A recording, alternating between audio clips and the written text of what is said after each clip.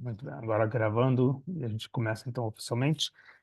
A aula de hoje, a gente vai aproveitar a aula de hoje, é, vai, dentro da nossa ONG que a gente trabalha dando essas aulas, se chama Lilmod, ela faz parte de um grupo internacional chamado Torah Mitzion. Torah Mitzion é uma ONG que promove aulas de Torá pelo mundo afora. Em vários países eles têm sinagogas e centros de estudos, e no período do corona resolveram fazer também online. E aí começou esses projetos, começou em alguns idiomas, inglês, francês, espanhol, e agora a gente começou esse ano em português, e vamos, se Deus quiser, expandir isso com mais de uma aula. Por enquanto é uma aula por semana, vamos expandir isso com mais outras pessoas dando aula. E esse projeto Doutora Sion, hoje, lamentavelmente, teve uma perda de um soldado, que foi um rabino que trabalhou com eles mais ou menos uns 15 anos atrás nos Estados Unidos, e morava em Israel, era rabino, professor e também soldado, e lamentavelmente também hoje foi o enterro dele, morreu no Líbano. Então, a gente vai hoje a aula fazer Leilui Nishmat, em memória desse rabino, Avi Goldberg, Avi Yosef Goldberg, que deixou esposa e 8 filhos enlutados. Então, nossa aula de hoje vai ser em memória dele.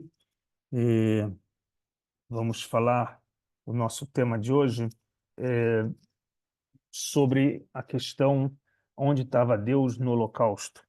A gente fez nosso ciclo de aulas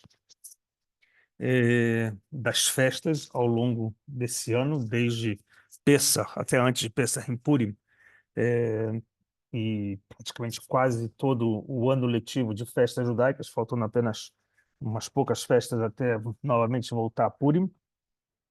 Eh, então resolvi hoje, a gente terminando esse ciclo de festas que fizemos na aula passada, abordar um tema que vai estar ligado em parte também com o nosso reinício da leitura da Torá.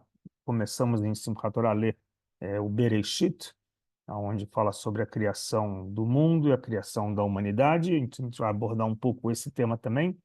E como também hoje, ainda no Brasil, ainda é dia, mas aqui já mudou o dia, aqui já hoje é dia 26 de Tishrei, mas nesse último dia que passou agora, dia 25 de Tishrei, foi escolhido para ser o dia de luto nacional pelos acontecidos do ano passado, do 7 de outubro, que foi Simchat Torá. A gente não costuma fazer luto em dias de festa, então o Parlamento de Israel escolheu uma data logo depois que acabassem as festas. Então, dia 25 de Tishrei, o dia que começou ontem à noite, deu início ao luto nacional, eh, bandeira a meio mastro, cerimônias em todos os lugares, cemitérios. eh, e o dia, então, eu resolvi que a gente traria para a gente, na aula de hoje, o tema sobre onde estava Deus no Holocausto, que é uma pergunta que também foi repetida nesse 7 de outubro de 2023. Eu corrigi aqui no PowerPoint, está 24. É, 2023, a gente teve um episódio que, desde a época do Holocausto, nunca se tinha visto dentro de comunidades judaicas e nem no Estado de Israel, mesmo em situação de guerra, para um acontecimento de um dia, num período curto de tempo, muito mais parecido com o que a gente chama na Idade Média, talvez, ou nos últimos 300 anos, os pogromim, 200 anos, os pogromim do leste europeu, era muito mais parecido com isso. Então, essa mesma questão que durante os últimos mais de 70 anos os judeus levantavam essas perguntas, onde estava Deus no Holocausto, e também voltaram a perguntar como Deus permitiu que o 7 de outubro de 2023 pudesse acontecer. É, então, esse é o nosso tema. É um tema que aborda um pouco questões filosóficas, teológicas, logicamente que também é a questão emocional e racional, que é o nosso principal ponto de avaliar. Mas vamos então entender essas perguntas, ok? Depois do Holocausto, levando um resumo rápido, para poder entender também por que não comparamos o Holocausto com o 7 de outubro, porque tem muitas das diferenças, eh, então as perguntas não podem ser as mesmas, mas para focalizar as diferenças, o Holocausto que se deu a partir de 1939 até 1945, período de 6 anos de uma guerra na Europa, mesmo que o antissemitismo com a política nazista anti-judaica já começou anos antes, 6 anos antes da guerra começar, em 1933, mas em forma de uma guerra onde os judeus começaram a ser expulsos e assassinados. Eh, a gente pode contabilizar 6 anos de guerra, e nesses 6 anos de guerra temos dentro da comunidade judaica 1/3 dos judeus do mundo foram exterminados, assassinados. 6 milhões de judeus, do que era na totalidade de judeus da época, 18 milhões. É um número que a gente matematicamente fala 1 milhão por ano, não precisa fazer as matemáticas, mas não tem nem como comparar com os acontecimentos nem numéricos, nem em tempo, do que foi o 7 de outubro.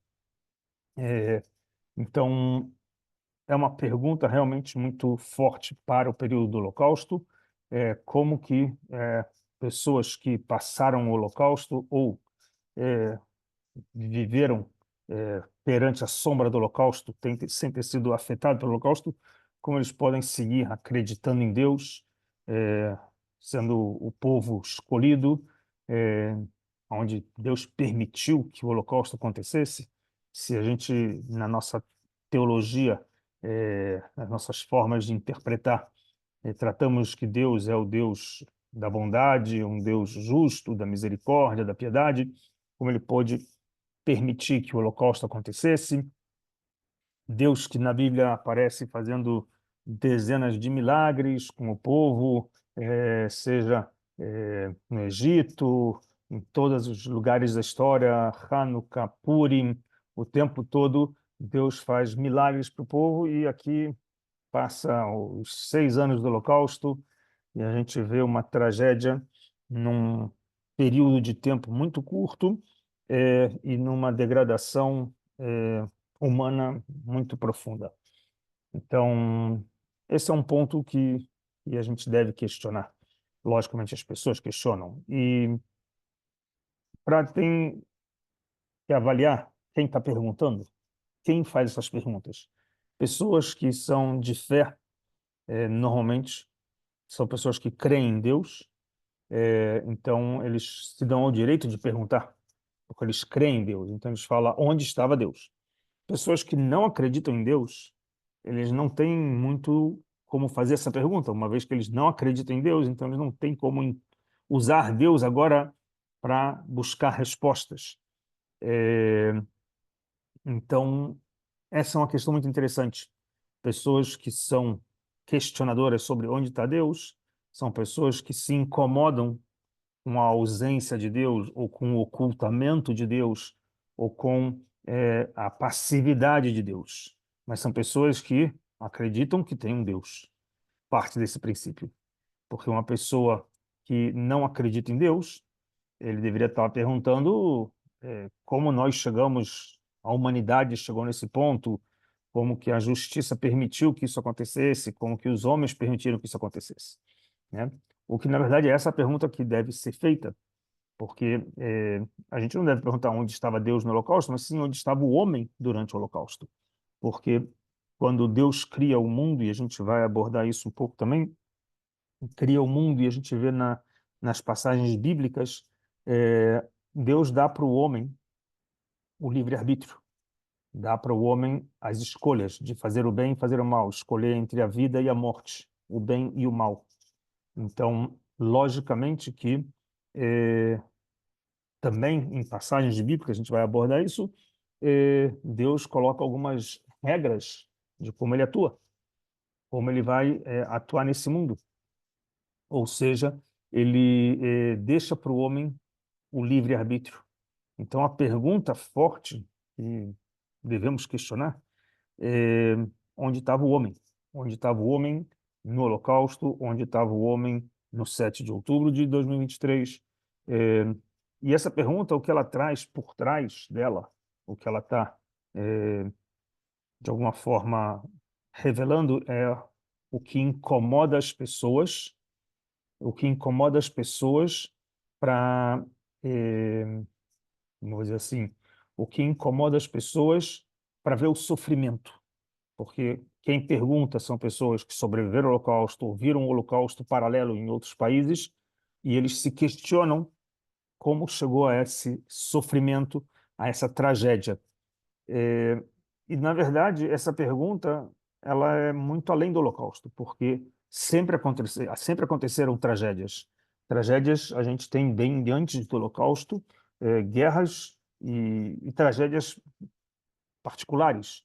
É, imagina uma criança que morre com uma idade tenra, com idade jovenzinha, ou seja, é uma tragédia. Então, as pessoas também perguntam como Deus permite que isso aconteça, né? Então, a pergunta, na verdade, não é somente na questão do Holocausto em si, mas como que o mal pode prevalecer. Se a gente acredita no Deus da bondade, se a gente acredita no Deus da justiça, então são as perguntas que incomodam a sociedade.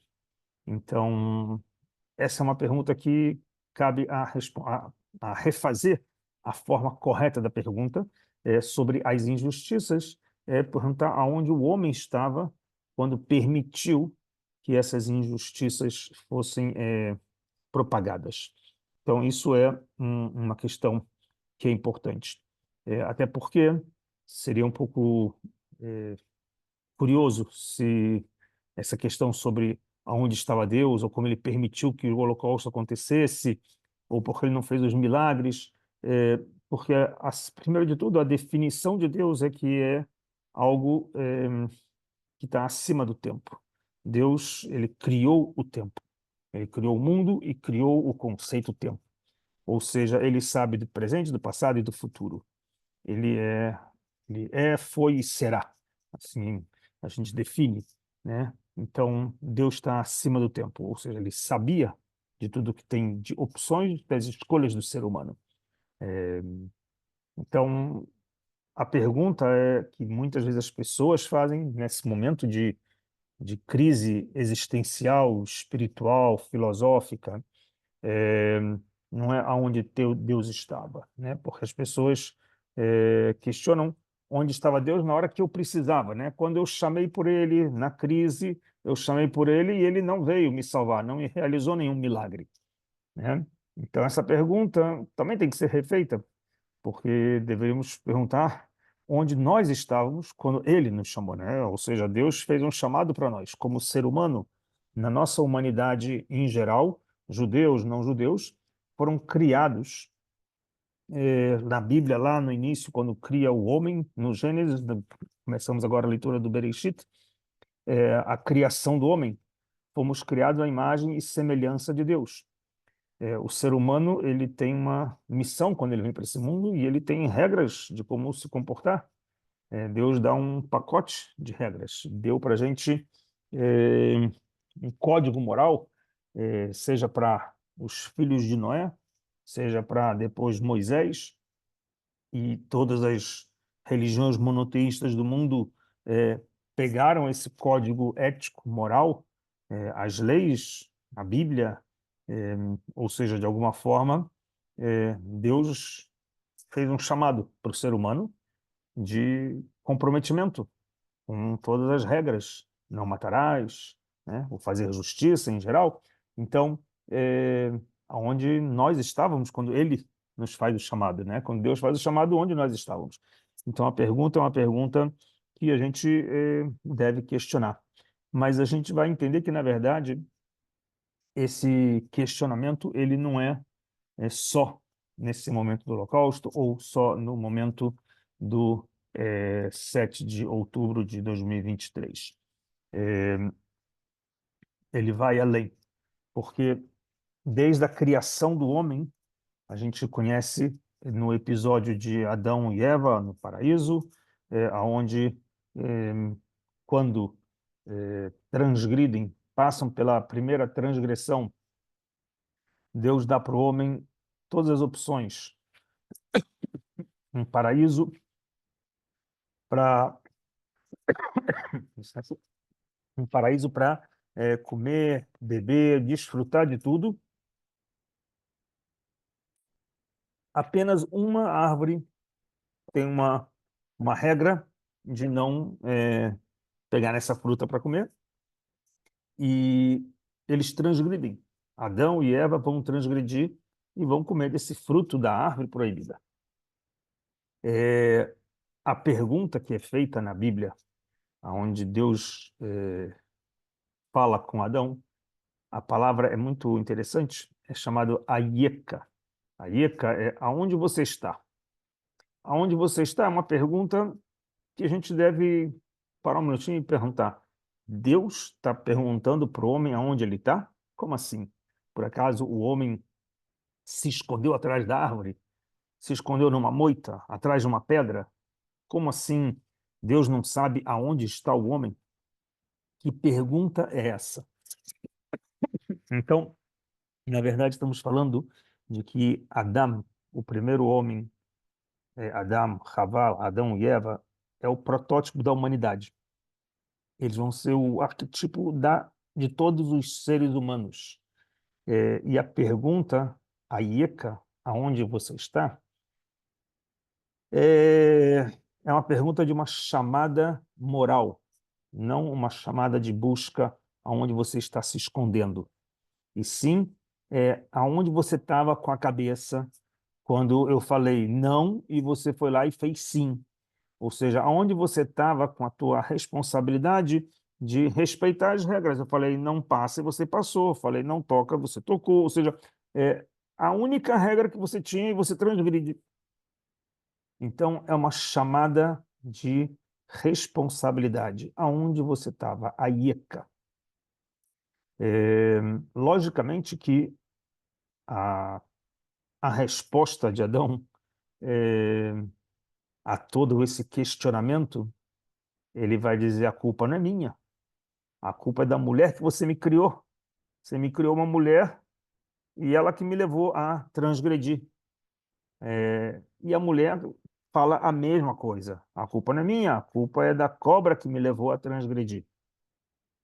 Então, novamente, a gente tem, além da questão de uma chamada de responsabilidade que Deus coloca na mão de Adão e de Eva, de Adão e Havá, aonde vocês estavam, eles, nesse momento, eles também falham. Não foi somente o falhar em ingerir o fruto proibido. A falha foi em não reconhecer o erro deles e jogar o problema ou a culpa para o próximo. Ou seja, a, a humanidade aqui tem um modelo, exemplo de comportamento, onde a culpa é do outro, a culpa não é dele. Os outros é que são o problema. Eu não tenho culpa, a culpa é do outro que me levou a causar esse erro. Adão com Eva e Eva com a cobra, ou seja, temos aqui um questionamento que vai trazer para a gente refletir sobre o que as pessoas estão fazendo, porque se a gente pergunta sobre onde estava o homem no Holocausto, vão ter muitos homens que vão responder: eu estava fazendo o que me mandaram, eu estava fazendo o que a lei mandava, era dentro da lei, dentro de um código legal humano na Alemanha nazista. Fiz o que me mandavam, cumpria regras. Onde estava o código moral, onde se encontrava a responsabilidade humana para com o próximo? Essas perguntas, a IECA, que fica no ar, fica ecoando dentro da sociedade humana. Mas não somente isso, porque além de Adão, a gente tem outros episódios bíblicos que vão nos trazer também uma chamada, questionamento, porque Deus não vai interferir. Logo na continuação, na criação bíblica do Gênesis, né, do homem, na criação do mundo e do homem, no capítulo 4 temos o episódio de Caim e Abel. No episódio de Caim e Abel, é curioso que depois que Caim e Abel trouxeram as oferendas para Deus, é, a oferenda de Caim não foi aceita e ele ficou de cara abaixada, de cara caída. Teve, como dizer assim, tava mal, podemos chamar assim. E Deus perguntou para ele: por que você está mal? Eu estou te chamando a atenção, não recebi a tua porque eu esperava de você mais.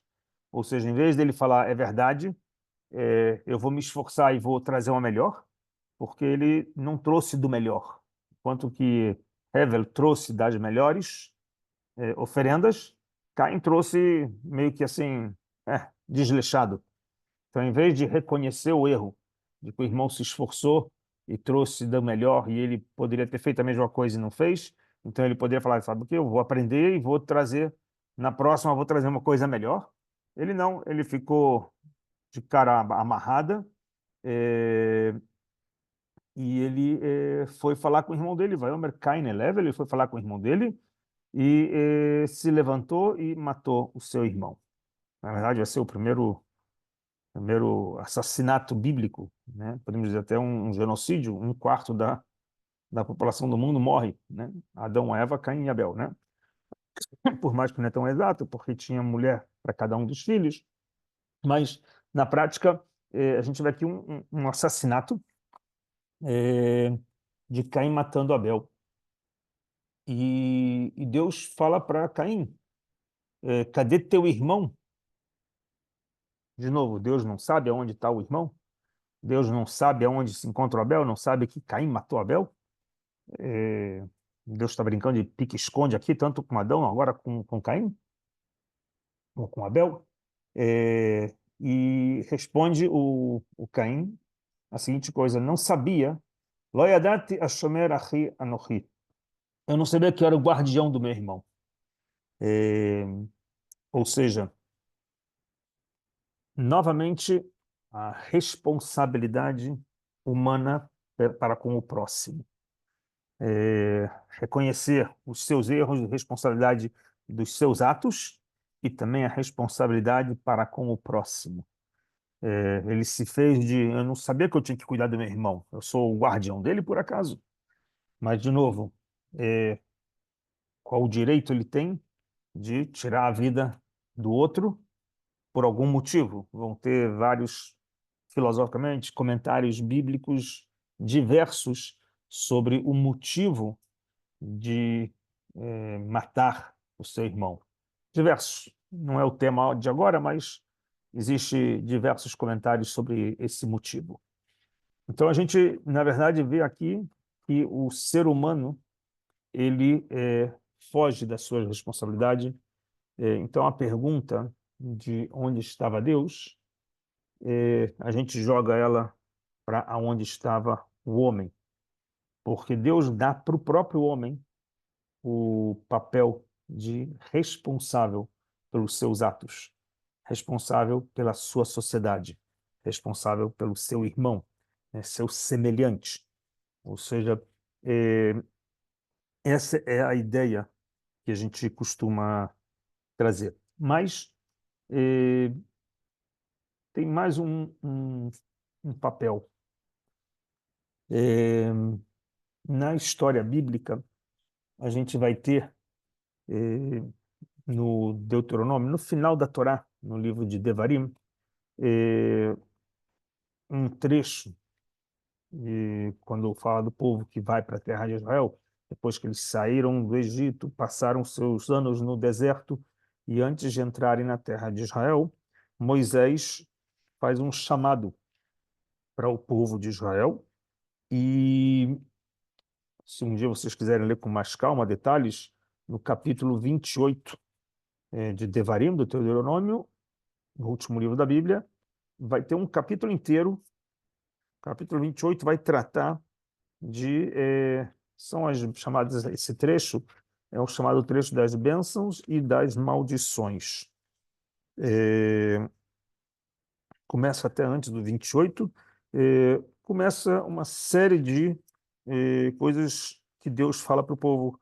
Quando vocês vierem para a terra de Israel, eu vou dar a terra para vocês, e vocês vão chegar e vão ter um monte de coisas boas, e começa a fazer uma lista de coisas de abençoar o povo com um monte de coisas. Vai entrar na terra, vai sair da terra, vai produzir, e vai ter frutos, e vai ter tudo.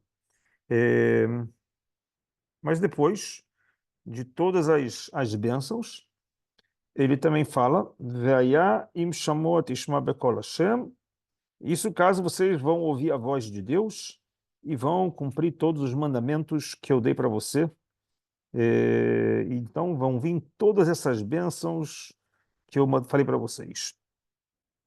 Depois continua no capítulo 28, depois de todas as listagens de bênçãos, ele fala, Ve'hayaim lot ishma, mas se acontecer de vocês não ouvirem a voz de Deus, e não guardarem todos os mandamentos e as leis que eu ordeno a vocês, então virão para vocês todas as maldições, e aí vai ter uma listagem tremenda de maldições, de todos os tipos, e vai chegar no que a gente chama assim, no fundo do poço da humanidade. Então, se alguém questiona um período como foi o Holocausto, 6 anos, onde a humanidade se encontrou no fundo do poço, literalmente no fundo do poço.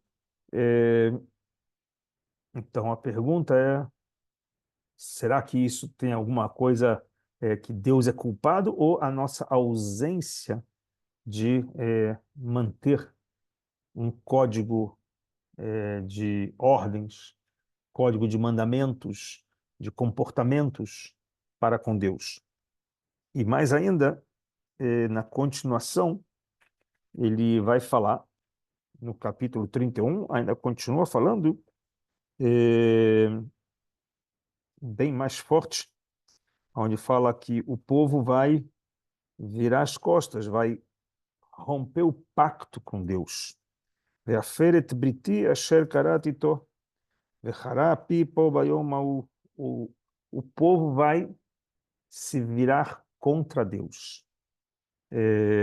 Ou seja, em todas as gerações onde o povo, a gente fala do Holocausto, mas a pergunta onde estava Deus, o Holocausto é na nossa memória mais forte, mas se a gente analisa a história da humanidade, falamos do Holocausto que dizimou 1/3 dos judeus do mundo no século XX, entre os anos 39 e 45, mas a gente precisa lembrar, por exemplo, no período romano, no Império Romano, há 2000 anos atrás, o Império Romano dizimou metade do povo judeu, bem mais do que os nazistas fizeram com os judeus.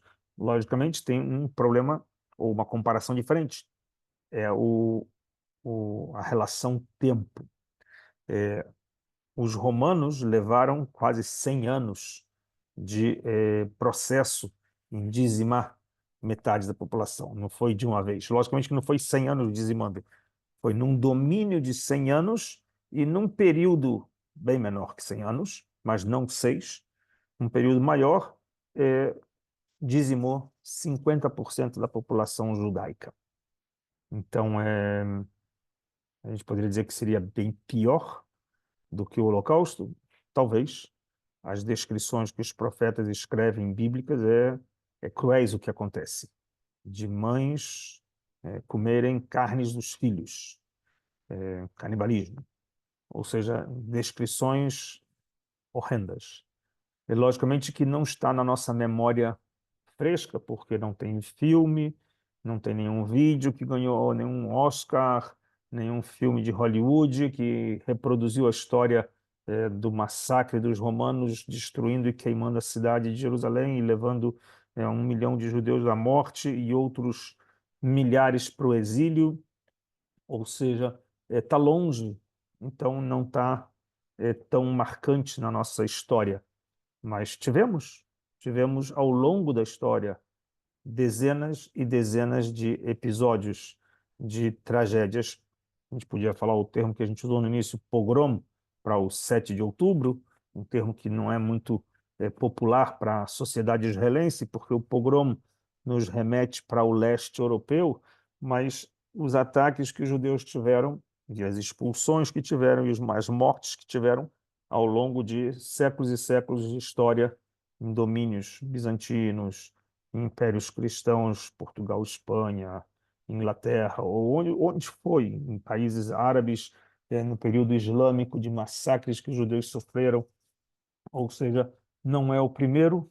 Logicamente que o Holocausto é mais forte dentro da nossa consciência histórica. Eh, Exatamente, Elisa, a Inquisição, né, parte das perseguições que a Igreja fez.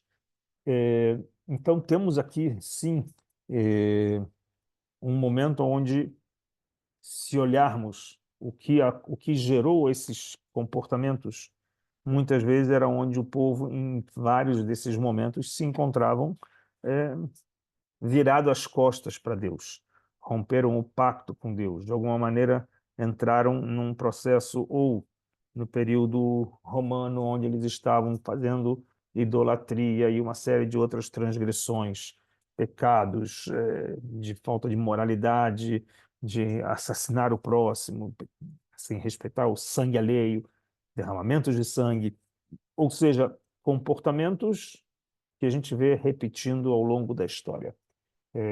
Idolatria, como eu falei, se repetindo ao longo de vários momentos da história. Então, o abandonar o pacto com Deus, o abandonar o cumprimento dos mandamentos divinos, descreve a Bíblia de maneira muito, muito dura. Vanochi aster astir pnai. Eu vou ocultar a minha face, eu vou me esconder, né? Ester, astir, eu vou estar escondido, ocultado, de todas as coisas ruins que estão acontecendo, e vocês vão procurar, vão chamar, cadê Deus? Ou seja, a Bíblia já fala de que Deus vai ficar oculto.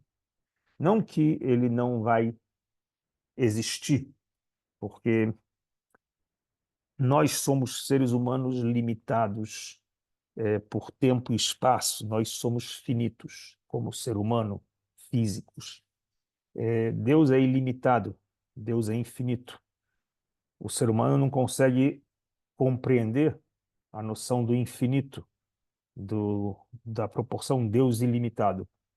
Então, nós nos questionamos onde estava Deus, mas Deus estava lá presente.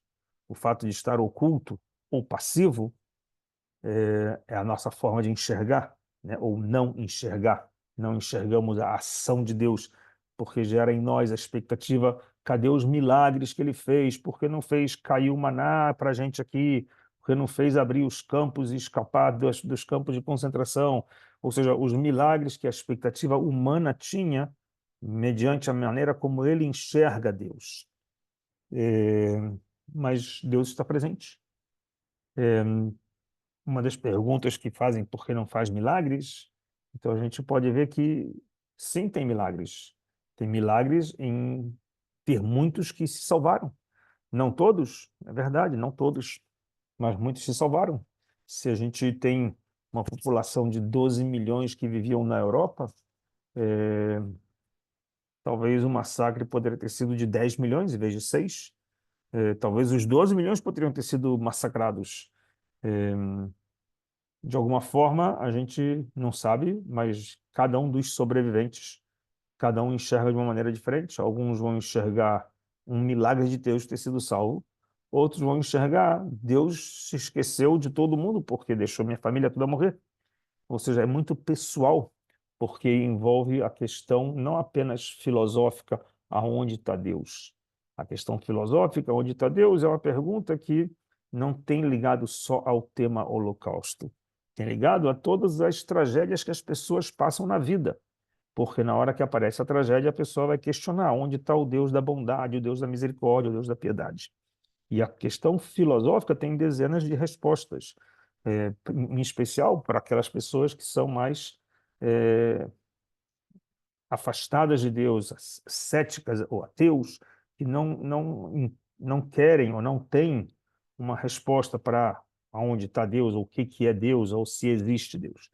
Então, essa questão filosófica, logicamente, tem no mundo racídico, tem muitas respostas para isso. Uma vez perguntaram para um dos rebes, quando ele ainda era uma criança, o Rebbe de Kotzk, perguntaram para ele, acho que era o Rebbe de Kotzk, aonde está Deus, e ele respondeu o seguinte, aonde ele não está. Ou seja, ele respondeu com uma pergunta, bem típico judaico, né? Responder com uma outra pergunta, aonde não está. Então, refletindo bem isso, é profundo. Mas mais do que isso, em outros episódios de questionamentos existenciais, perguntaram também para um outro Rebbe aonde Deus está, e ele respondeu aonde deixam ele entrar. Ou seja, está muito mais no interior das pessoas do que externamente. Então, a questão filosófica, teológica, não é especificamente só com o Holocausto. No Holocausto vai ter a questão emocional e racional, ou seja, a pessoa que sobreviveu e teve seus entes perdidos, de alguma forma, o lado emocional vai testar o nosso ser. E aí a pergunta de forma racional, será que é mão única ou é mão dupla? Ou seja, só eu questiono onde está Deus, porque ele não aparece no meu chamado? E aí a pergunta, o lado racional será que eu escuto quando ele me chama? Quando ele me deu um código de comportamento moral e ético e eu escutei ele, ou eu virei a cara para ele? Então, se ele vira a cara para mim, como eu posso ter a audácia de questionar onde você está? Ou seja, se eu não dei bola para ele, porque ele vai dar bola para mim? Na linguagem bem popular. Então, é importante que, logicamente, que bem diferente do contexto do 7 de outubro de 2023, onde, como eu falei, não se pode comparar com o Holocausto nem em proporções de número, nem em proporções de tempo, sem desmerecer a tragédia, sem desvalorizar o sofrimento que as pessoas estão passando hoje. Aqui em Israel, se costumava dizer, isso eu me lembro da primeira vez que eu vim para Israel, que não tem um israelense que não, no seu círculo ou familiar ou residencial, vizinhos, não tem um aonde não teve um episódio de um que morreu numa guerra ou se feriu numa guerra, né? Isso há seus 40 anos atrás, 40 e poucos anos atrás, quando eu cheguei em Israel a primeira vez. Graças a Deus, Israel dos anos 90, praticamente, da Guerra do Líbano de 82, a gente praticamente não teve uma guerra num impacto, foram pequenas operações militares, não tivemos guerra até agora, aonde estamos num ano inteiro em guerra, 12 meses em guerra, onde para alguns definem como uma segunda guerra de independência, com mais de dois frentes, né? Estamos hoje com duas frentes fronteiriças e outras frentes além de fronteiras, Iêmen, Irã, Iraque. Eh, então a gente vive uma guerra, uma segunda guerra de independência, assim interpretam. Então, não é uma coisa normal, não é um simples pogrom europeu. Vai muito além disso, impactando toda a sociedade e colocando em risco a existência do Estado de Israel, sim, colocando em risco a existência do Estado de Israel pela legitimidade, uma vez que o mundo todo hoje toca no tema a guerra de Israel. Ninguém fala da guerra da Ucrânia, ninguém fala nas tragédias do resto do mundo no Kurdistão, na Síria, no Iêmen, no Sudão, ou na Etiópia, onde quer que esteja. Ninguém questiona as tragédias ali, ninguém pergunta das mortes que tem lá, as centenas de milhares, mas vão colocar em questionamento e em legítimo ou não a guerra em Israel, o direito dos judeus se defenderem. Então é muito interessante. Para a gente ir se aproximando de um fechamento da ideia, é, o Holocausto tem um episódio bíblico que é muito parecido com o Holocausto, que é o episódio que a gente conhece da história de Esther, de Purim. A gente, na nossa aula de Purim, se vocês olharem nos vídeos lá de trás,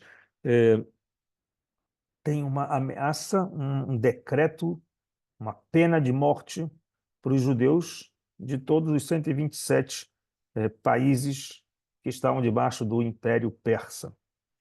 Um decreto de extermínio, homens, mulheres, crianças, civis, todos.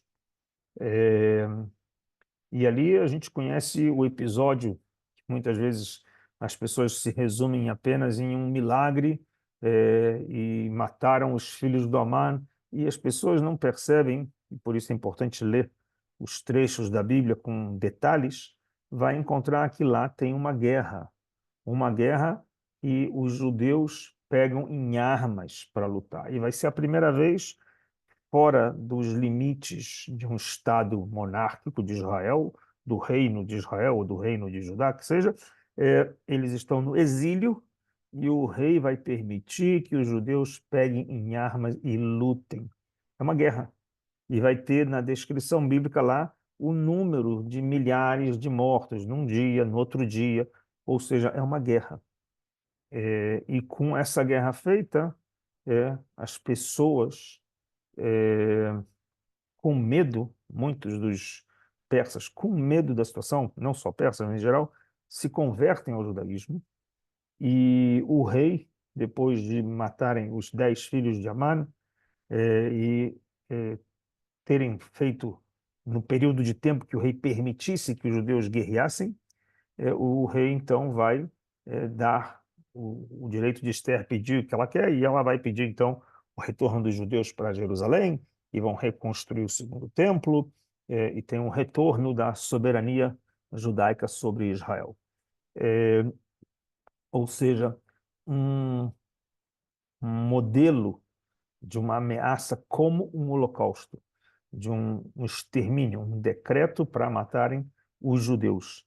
E lá os judeus lutaram, se uniram, eh, se solidarizaram um com os outros, viviam numa realidade de dispersão, de afastamento de Deus, e lá eles voltaram a receber novamente o pacto com Deus, eles se uniram, se solidarizaram, se ajudaram e lutaram. Ou seja, aqui tem um pouco da fórmula de como sair de realidades como essa. Logicamente que a questão filosófica de cada um deve, por si só, sair na busca, mas como nação, não como indivíduo, mas como nação, o povo judeu, ele é um povo que, eu deixei aqui escrito também, ele preserva a memória. Nós, o tempo todo, temos no nosso calendário e nas nossas leis, Zachor, Zachor, lembre, lembre, memorizar, né? Mas a gente não se vitimiza, não vivemos nos vitimizando, ai, sofremos, não vivemos de vítimas, de ser vítima, a gente sempre lembra do passado, temos várias mitzvot de lembrar diariamente, lembrar a saída do Egito, lembrar o que fizeram a Amaleque, temos o tempo todo e temos nos nossos calendários, hoje mesmo, né, o dia de hoje que passou durante o dia, um dia que virou data oficial do calendário cívico do Estado de Israel, uma data de memória de um luto nacional, ou seja, temos uma força na preservação da memória, mas não vivemos de vítimas. E a gente focaliza, o foco do povo judeu é Kadima, avante, para frente, visando o futuro, é, nos objetivos que a gente tem para traçar, para viver. Não vivemos em cima de de mimimi, choros e dores. O povo judeu é um povo que é um povo basicamente que vive na base da fé e da confiança. Ele confia na proteção divina, ele confia no pacto que Deus faz com o povo de Israel, na promessa. Tanto é que estamos aqui hoje, vivendo em Israel. Quem imaginaria há 300 anos atrás que o povo estaria mais da metade dos judeus morando na terra de Israel? Viaja 500 anos atrás no tempo, vai lá para a Espanha, para Toledo, vai para a França, vai a 800 anos atrás e vai perguntar para o Urashi ou para o Maimônides e pergunta: você imaginaria que mais da metade do povo judeu estará vivendo dentro da terra de Israel com uma soberania judaica? E tá surtando, tá louco? Ou seja, o povo de Israel é um povo que focaliza no futuro, é um povo que cria as suas realidades com base na fé e na confiança em Deus. Ele vive com uma missão de continuidade, Netzach Israel Lo Yishaker, quer dizer, a eternidade do povo de Israel não vai ser apagada, é um pacto eterno. Então, dessa forma, eh, a gente pode entender que esse